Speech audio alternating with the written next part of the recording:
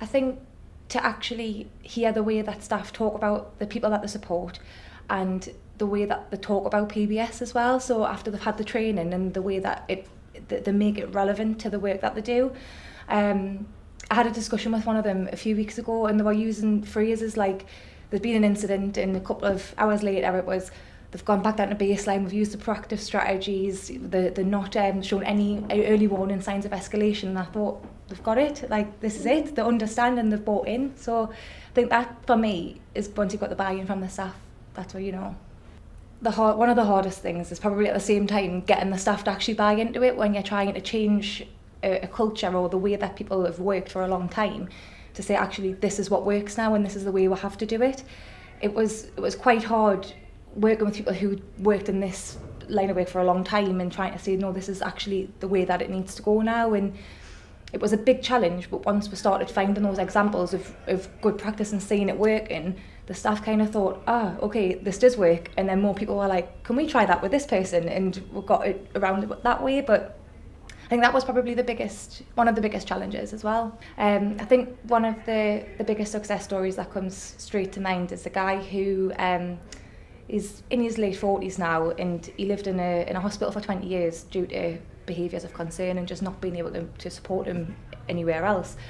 Following that, he went into a community at ISL, but actually that completely failed. The staff were burnt out.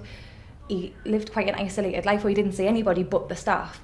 And what ended up happening was he had to come back into a bigger, larger service where he has his own apartment and his own staff team, and we did a full assessment on his behaviours, did loads of functional analysis on it, got a core team of staff, and it's a year on now and it's the best he's ever been. He's achieving so many things. He's out in the community all the time. His family are over the moon with how he's doing, and he's just genuinely really happy. And I think that's definitely the biggest success story that I can think of.